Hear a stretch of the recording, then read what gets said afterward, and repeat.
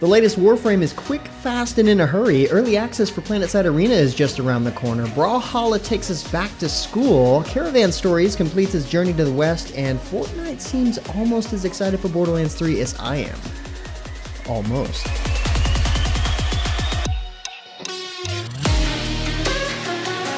What's good, everyone? James Blonde here with your weekly recap for gaming news and announcements for the week of August 30th, 2019. First up, Elder Scrolls Online's Season of the Dragon continued this week with the launch of Scalebreaker Dungeon DLC. This coincides with Update 23, which brings several quality of life improvements to the game. These include things like multi-crafting, which allows players to craft any number of items at a time as long as they have the resources.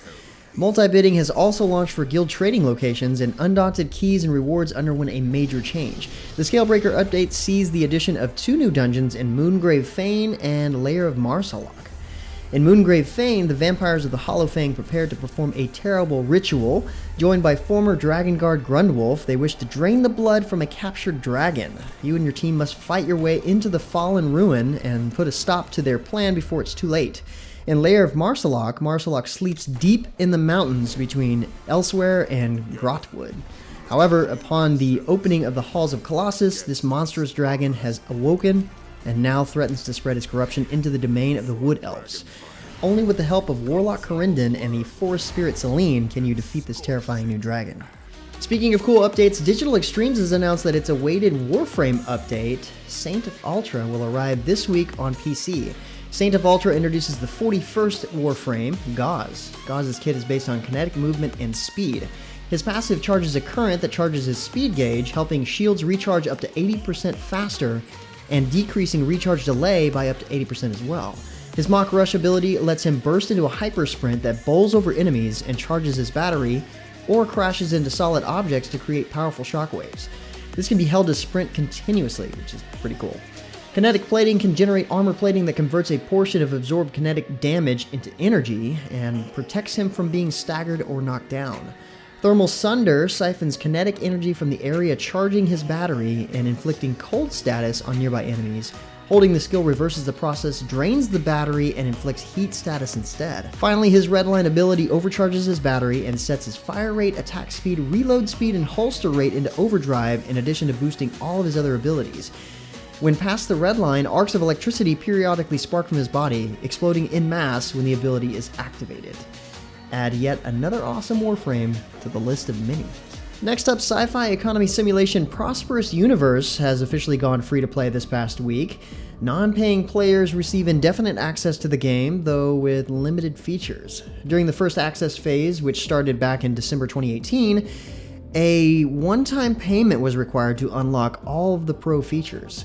Once the first access period ends, the game will move to a monthly subscription model. The developers, Simulogix, are set on steering clear of microtransactions both now and in the future.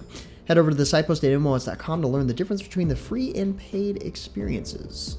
In other news, Hunter's Arena Legends is an upcoming battle royale RPG by Korean developer Mantisco that showed off some PvP and PvE combat this past week. 3 hunters appear in this trailer who are working together to face a mighty boss monster, and highlights the balance between collaboration and betrayal that players can expect. The goal is to have Hunter's Arena Legends launching at the end of the year. People attending the LG Ultra Gear Festival, running from August 31st through the 1st of September in Seoul, South Korea, can check out the tag mode. According to the site post, the footage is actually created on the game engine itself, so this is a realistic representation of what gameplay will be like.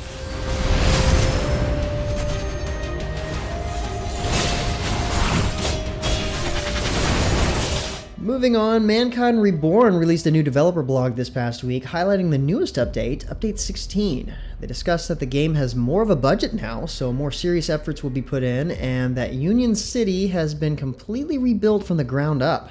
The city is presently composed of a downtown and underground area, each with their own sets of content.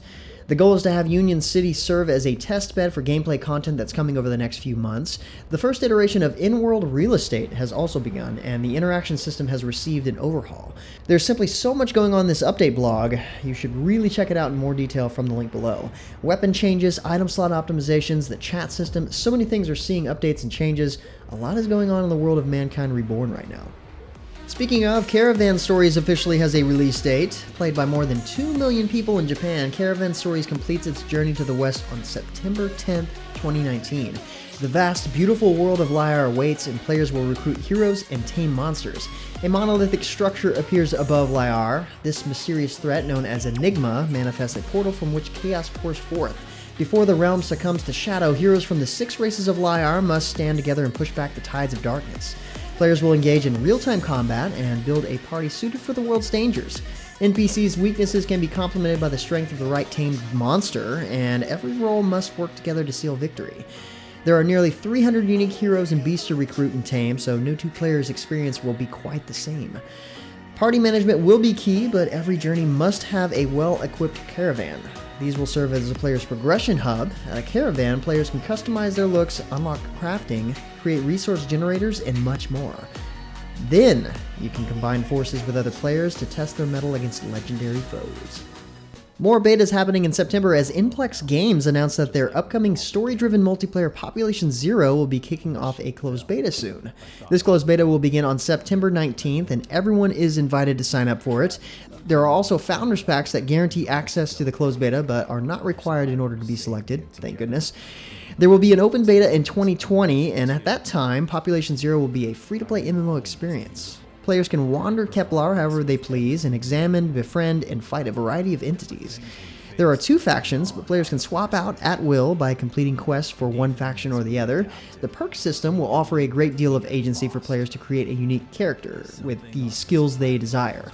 Between this and the robust crafting system, players can explore Population Zero however they please. Well, it looks like Elsword's Reboot event is wrapping up with the final set of characters, Chung, Lucille, and Rose, receiving their updated job paths. These are adjusted for both PvE and PvP.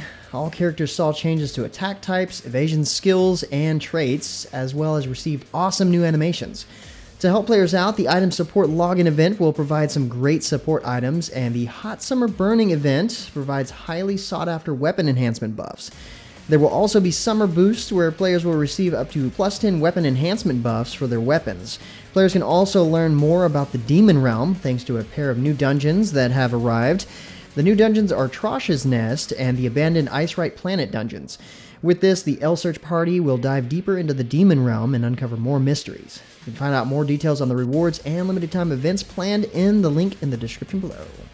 To go along with Epic Games' exclusivity on the Borderlands 3 PC release, new content awaits in Fortnite thanks to a crossover with Borderlands 3, such as the Pandora Rift Zone and Psycho Bundle, available in the item shop.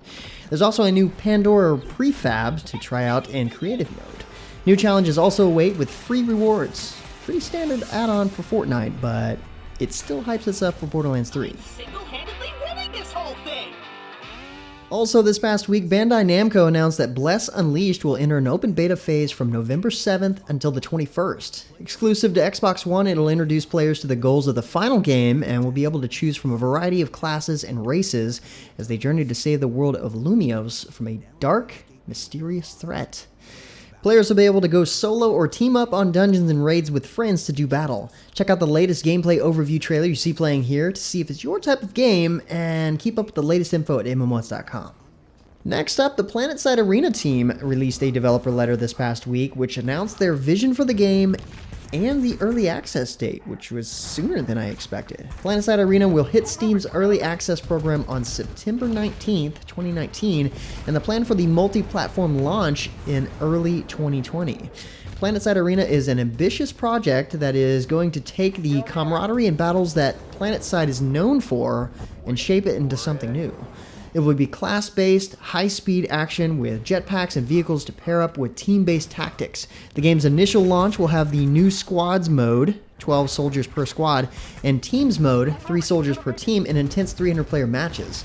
Over the next year, however, the team will begin to explore a future that will see an evolution of the Empires, introduce new vehicles, weapons, classes, events, maps, and new game modes, as well as classic favorites reimagined, all at a scale that can only be created through a PlanetSide experience. Modes like 300-player squads, Sunderdome, Outfit Wars, and Massive Clash will spark a new, even more intense phase in the battle for Araxis. And as I mentioned last week, Smite fans should click over to MMOHuts.com and check out Jason's new God Guide for Persephone, the newest god in the game. You'll find lore, a breakdown of her abilities, a look at her balance, and tips for building her in a match. Don't want to miss out on that. But finally, for our last bit of news, the latest patch for Brawlhalla, patch 3.48, Schools in Session, was revealed recently, and with it comes the Back to School event. Back to School event will have several exclusive skins for characters such as Fate, Lin Fei, Kea, Zul, and more. There are plenty of cosmetics to collect, and a new Brawl of the Week, KO Mania. There's a nice long list of balance adjustments in this update, which you can find at the link in the description below. And that's about it for all the major news and announcements for this week. For more information on the news topics, check the links in the description below. Feel free to discuss the news or even more news in the comments below. And don't forget to like, subscribe, hit that little bell icon to get notifications, and of course, share this video. But until next time, guys, that's going to be it for me. I'm James Blonde. See you out there, gamers.